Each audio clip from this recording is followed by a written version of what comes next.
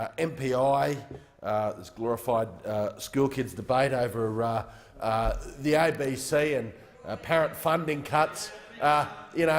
These guys over here are always dancing with the one that brung them, and the ABC brung them, because the systemic bias that's in the ABC has to be noted in this debate. It has to be noted.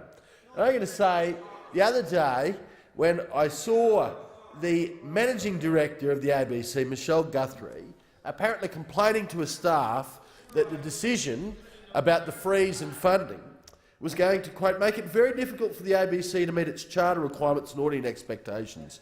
I thought, well, if that organisation or that managing director can't do their job with more than $1 billion every single year, then either it's time to get a new organisation or time to get a new managing director. $1 billion, and you cannot meet your charter. It is ridiculous. Now, I too used to grow up watching Doctor Who. I still do. Grow up watching the goodies, and we can reminisce about all that. But times have changed. You can get that stuff on YouTube. You can get that stuff on other free-to-air channels, DVDs. Most people do. As the good member for Fadden said before, the ABC's ratings are going down because we're living in different times. Now, I tell you what, if another organisation was there and they followed the charter, they probably wouldn't waste taxpayer dollars producing, some current affairs show which aired left-wing bias and bashed up regional Australia in every chance it got, like they do on Four Corners. I could talk about a Four Corners show last year, Digging into Adani, which just presented every green activist masquerading as some independent critic or independent analyst on this project. Or I could talk about the recent one they did on a sugar tax, which was just lining up person after person to attack the sugar industry. Or I could talk about their attacks on the live trade. There's a persistent pattern here with shows like Four Corners. They're often attacking the productive end of Australia. They're often attacking regional Australia. We do have regional-based journalists, though, regional-based journalists in the ABC that do a very, very good job. A very, very good job.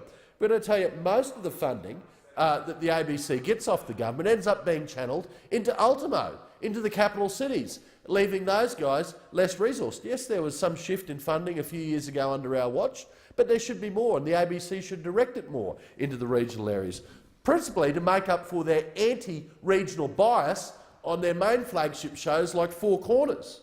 Now, a few years ago, the Lewis efficiency study was brought out. The ABC's own finance executives were involved in it, talking about where savings could be achieved in the ABC. And that report suggested many different things.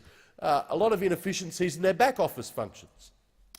They said that they could rationalise technology, remove duplication, standardise solutions, retire old assets, centralise procurement, reduce managers and administrative support staff, outsource the payroll function, work in conjunction with other fellow taxpayer-funded broadcasters such as the SBS.